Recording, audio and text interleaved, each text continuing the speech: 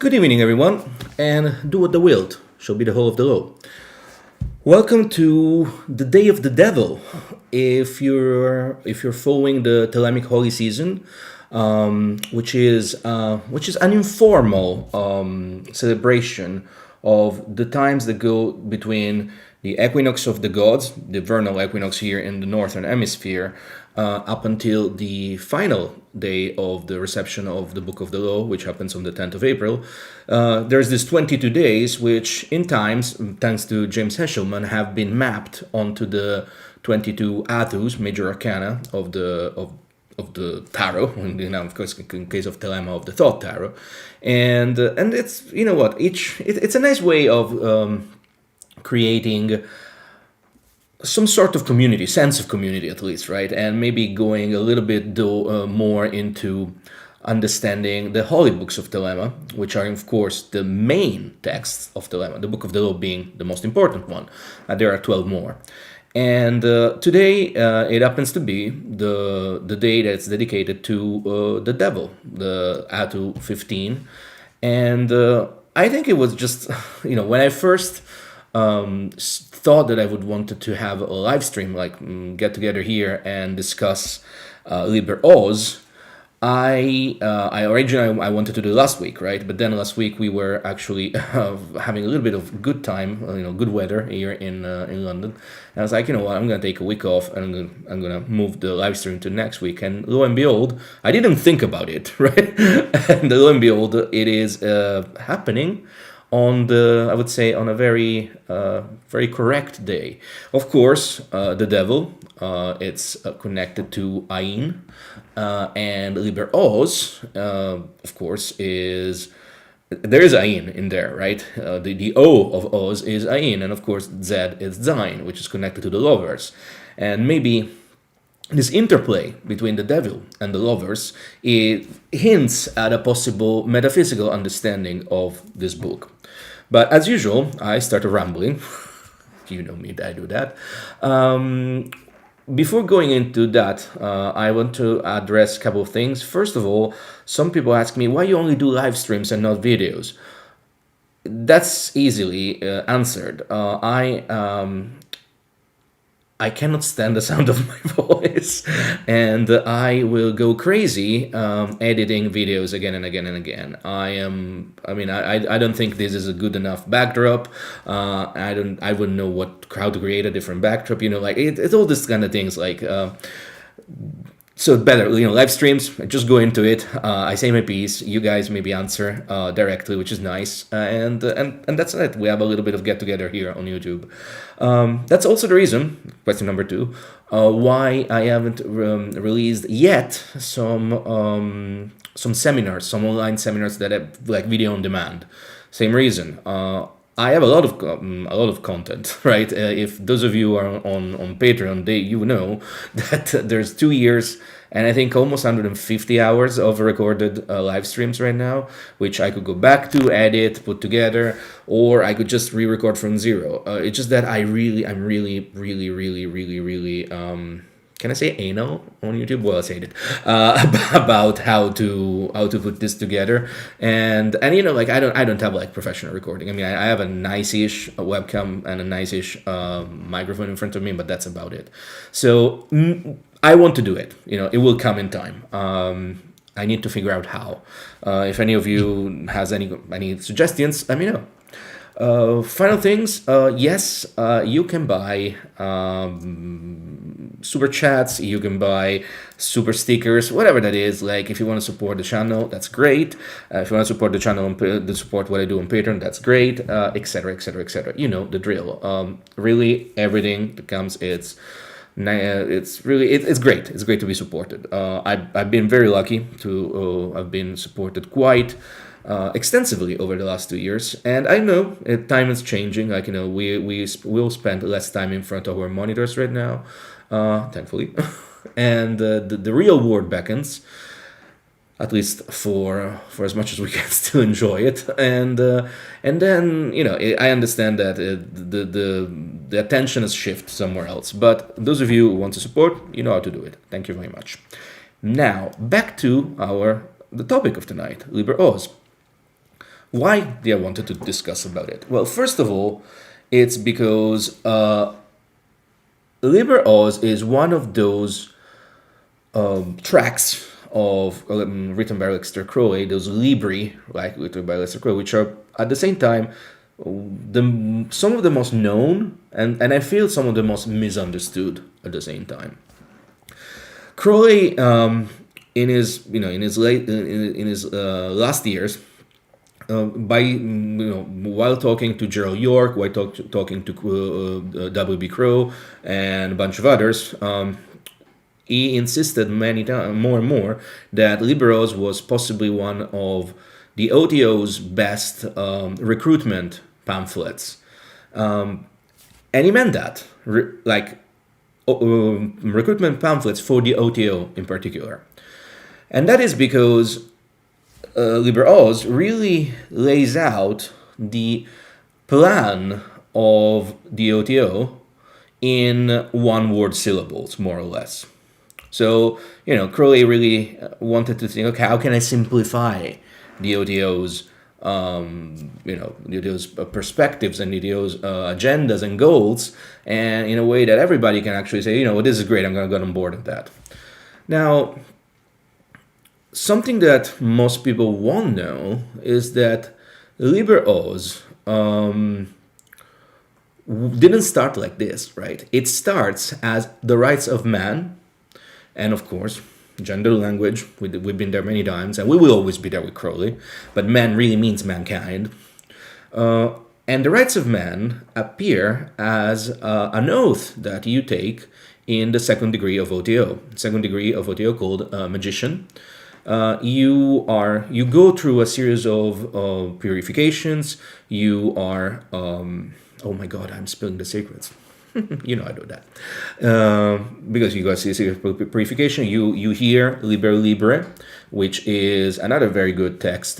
One of my favorite, where really insist on the idea of balancing the elements. And then at the end of it, after you've taken the oath, you went to the degree, etc., etc. I'm not going to tell you exactly what happens, even if you can read it on the internet yourself.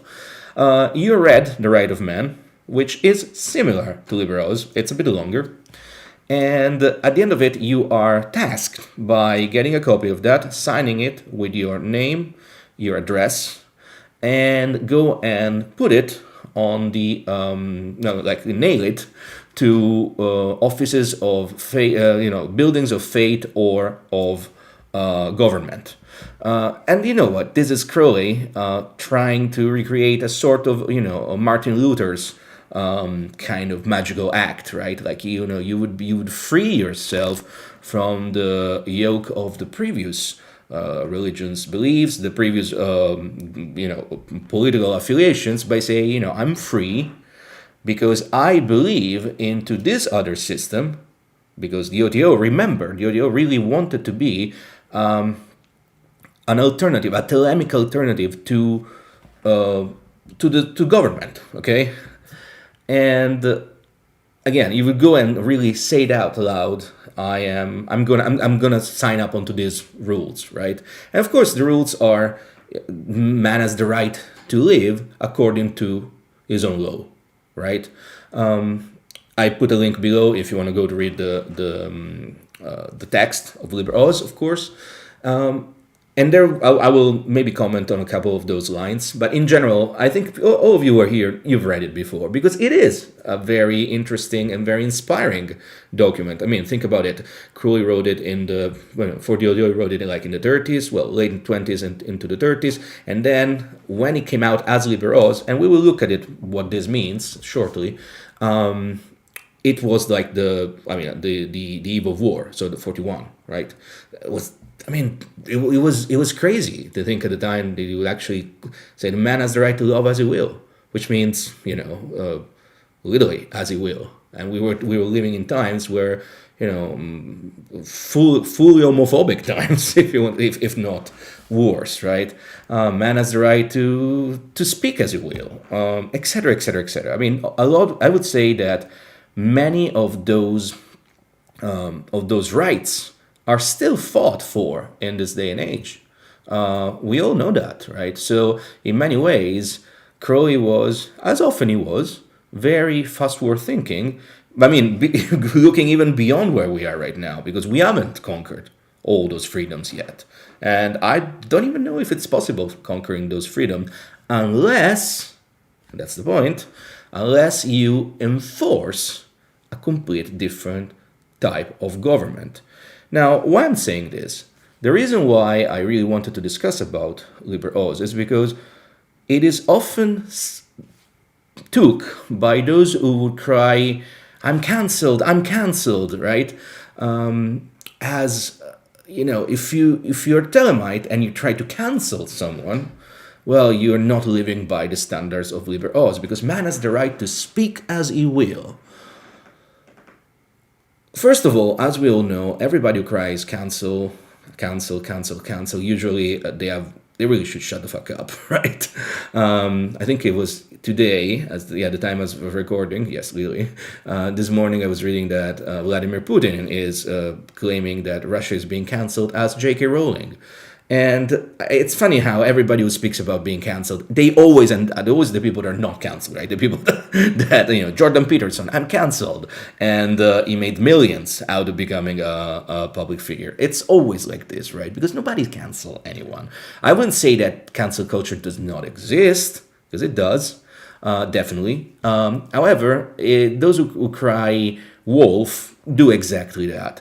And claiming, going back to Liber OZ as an excuse to stifle criticism misses the point entirely.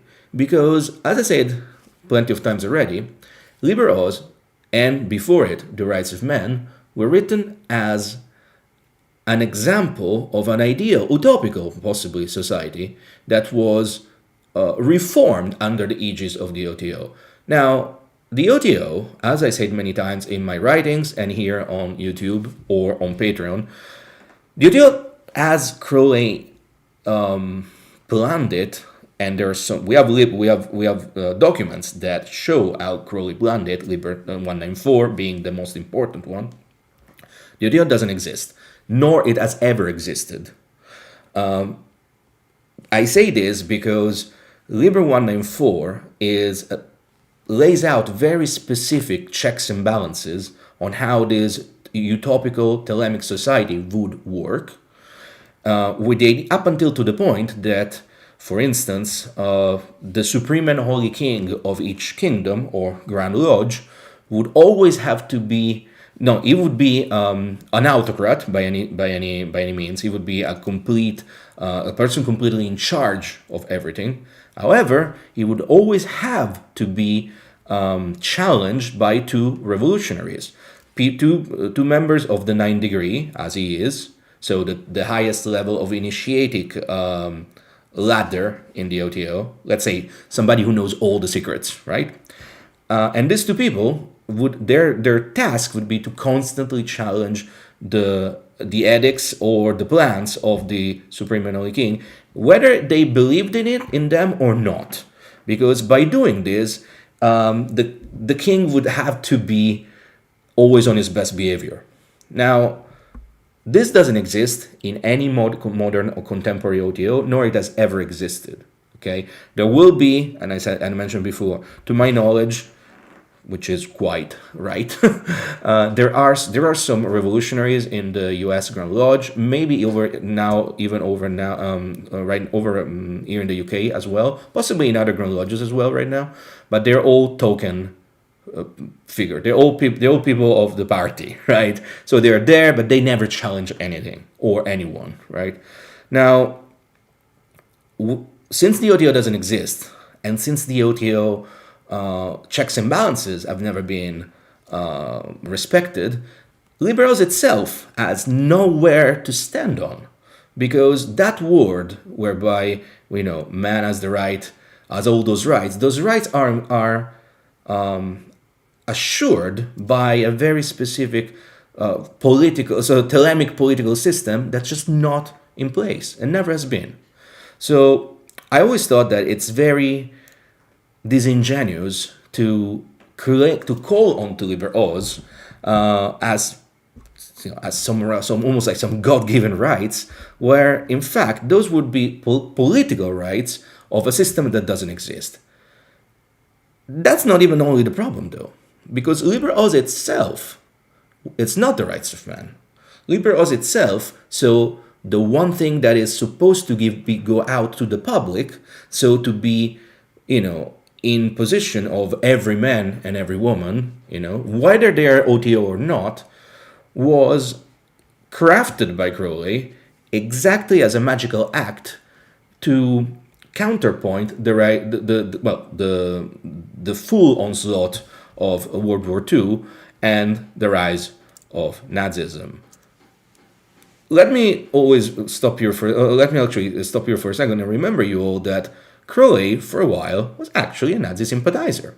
A lot of people in the OTO, or a lot of Crowleyites, won't like to say it, but when he was working in during the First World War and was living in the United States, working for Sylvester Viereck. Viereck, that was the owner and the editor of the Fatherland. Well, he was a Nazi propagandist, and Crowley,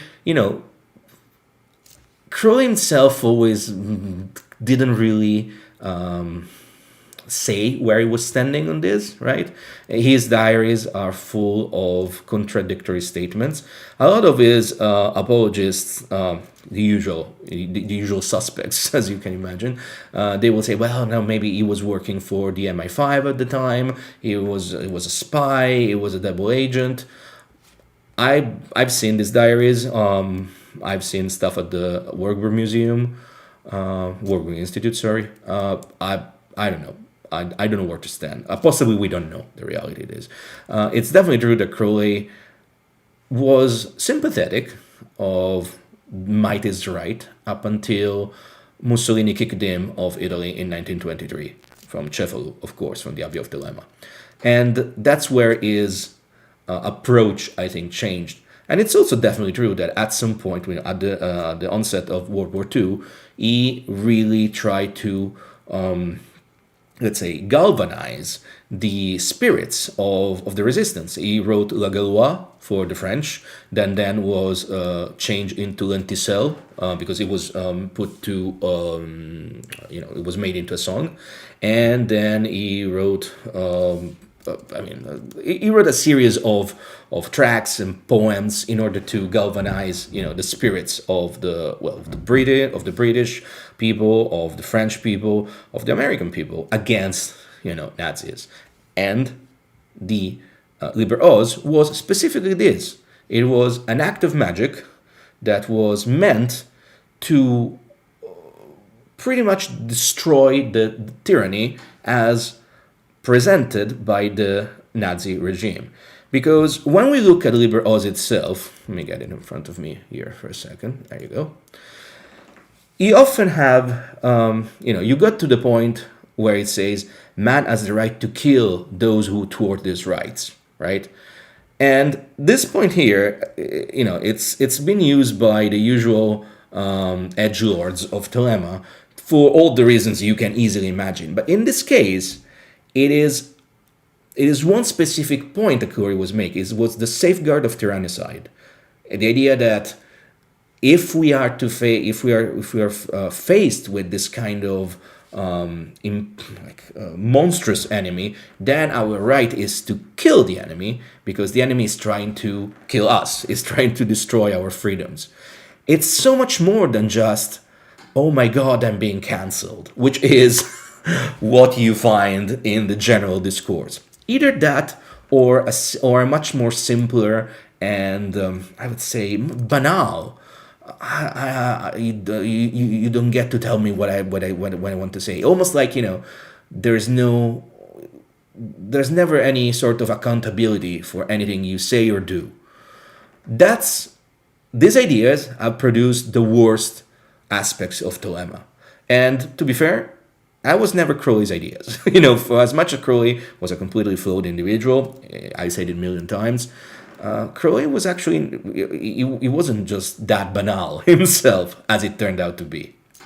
So, I guess this is the points I wanted to make on Liber OZ. We could discuss a lot more on it, right? the fact that, there are, it's, why Ain and Zain, why the devil and the lovers, why the fact that, well, it makes 77, no? 77 also means Mezla. It is the influence from Keter. This idea that, there is an influence coming from the supernodes above that can manifest onto the world around us through the action or the interaction of the lovers and the devil. What do they represent? Well, we should go into and have a chat about what Ain represents in Thelema, the Eye of Horus, and what Zain represents in Thelema, which is the sword of the lovers. Maybe for another time, but maybe you can look at it, into it a little bit yourself and see if you can connect the dots. There are dots to connect. Also, the fact that there are 220 words onto this little tract, which of course it's a number of Liber OZ. Why there are like 5 statements at the top and then 5 points down? And those 5 points really are the ones that are taken from Rights of Man, OTO, second degree, oath. Maybe there is again an idea of mapping these 10 points onto the Tree of Life and see the interplay, how this influence from Keter comes down up until you get to the point where it says at the very end, love is the law, law and the will, which is one of the main aphorisms of Thelema, of course. There's only one thing that I want to point out, which I think it's important. There is, at the very beginning, of course, you have the point where it goes, there is no God but man.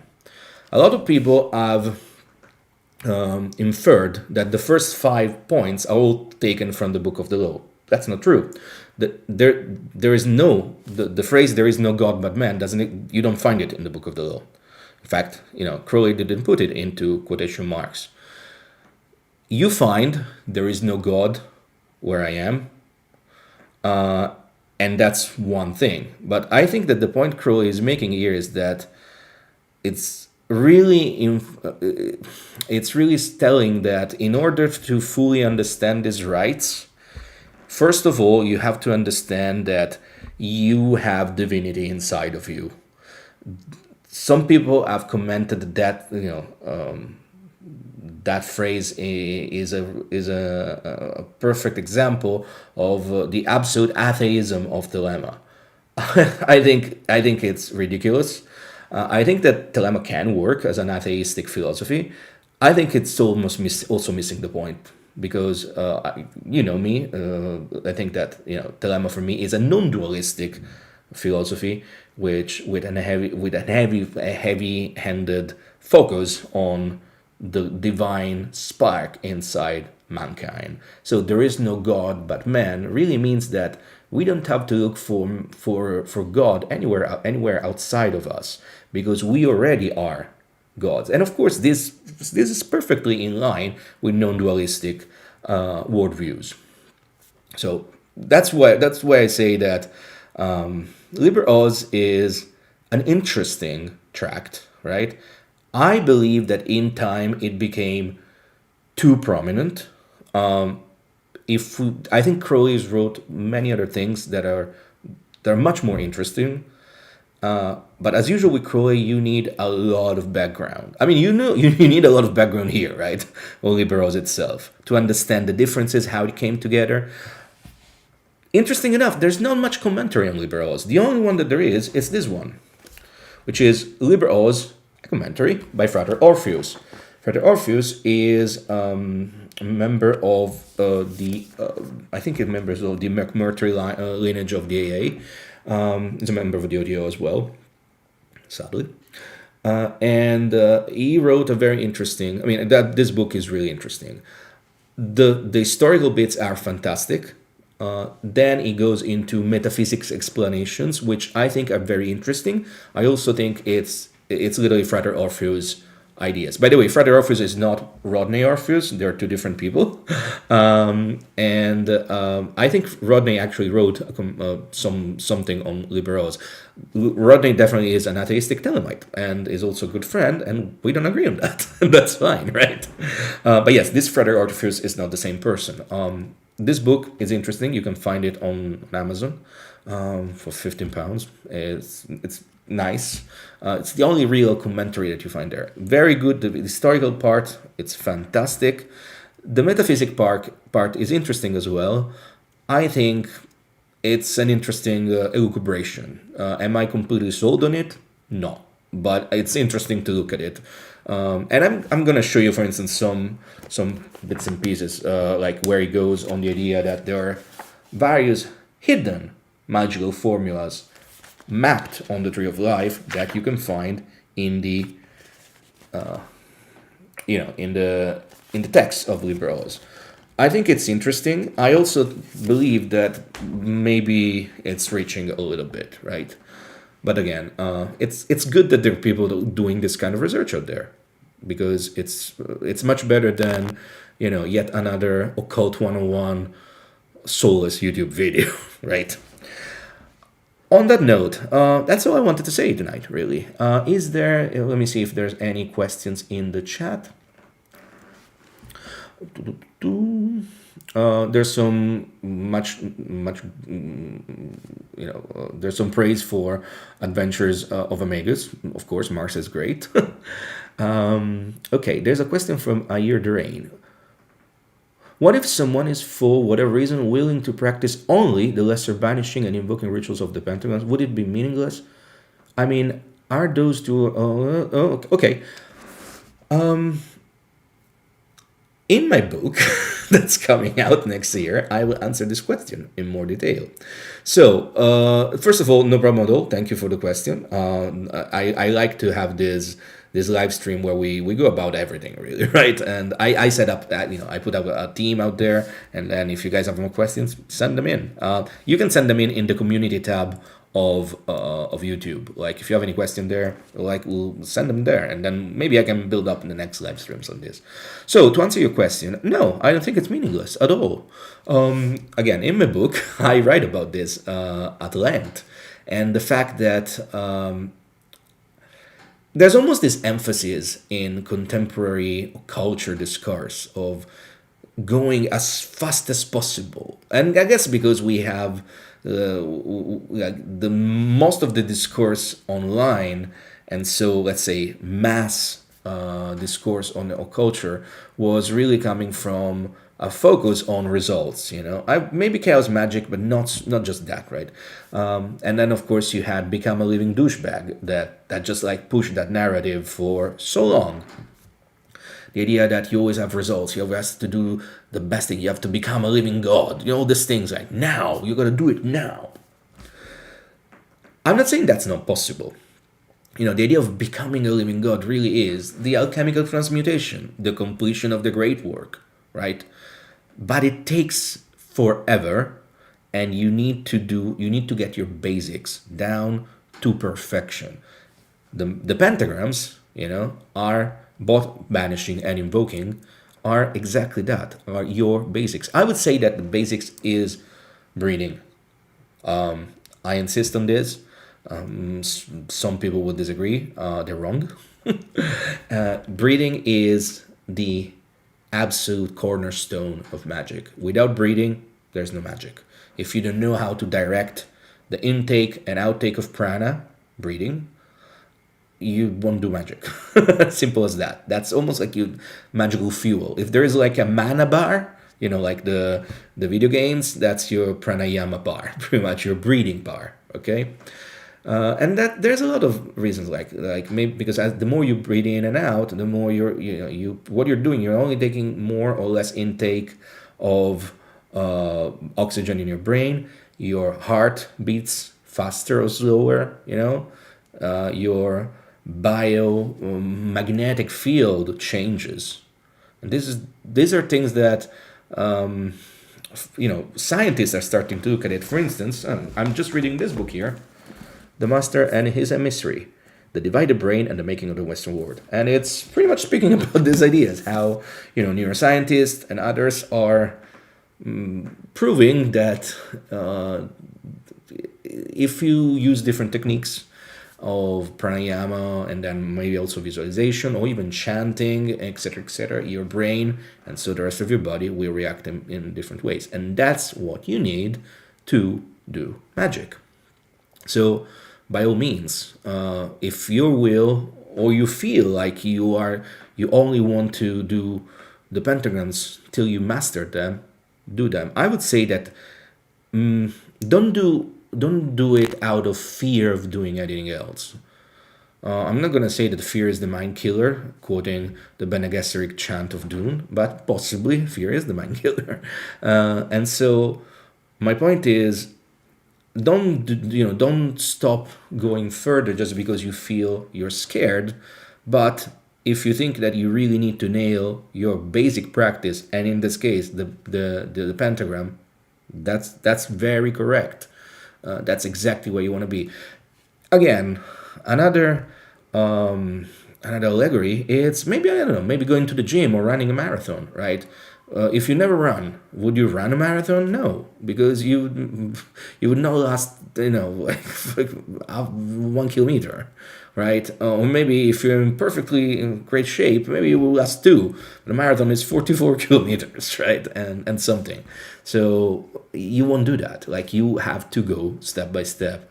And the reason why I still really like the Western esoteric tradition, the way it has been codified by the Golden Dawn and by Thelema, is that it creates a step-by-step procedures to go in from one point to the next, to the next, to the next. I mean, I don't want to publicize my upcoming book too much, especially because I'm still writing it, right? So it's not I have something to sell you immediately, but that's exactly the way the book is going to be. It's going to be a workbook, and a workbook will tell you, okay, first month you do this, second month you do this, third month you do this. It's going to be around 6 months, with a focus on 120 days and then 60 more. And the thing is, there is like a ladder system that has been codified, and it works.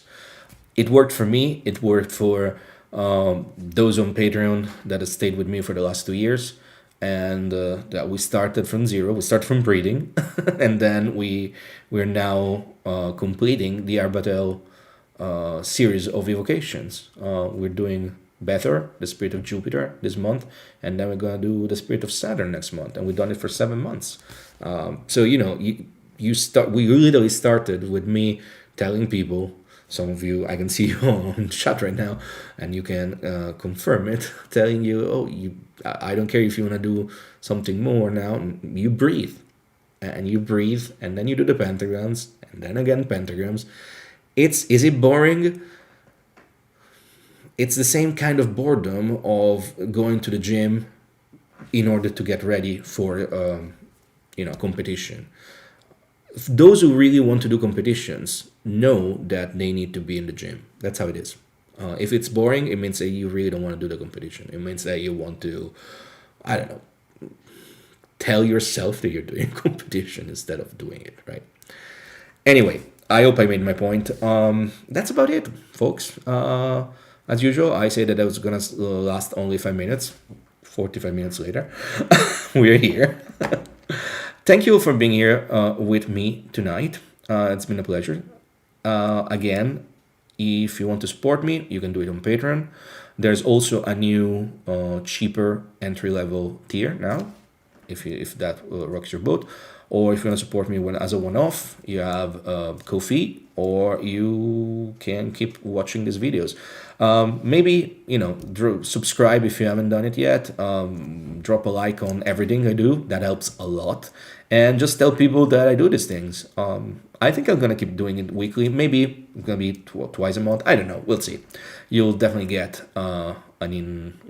you'll know when I do it. Okay? That's it for now. And I will see you soon. Do what the will shall be the whole of the law. Love is the law. Love and the will.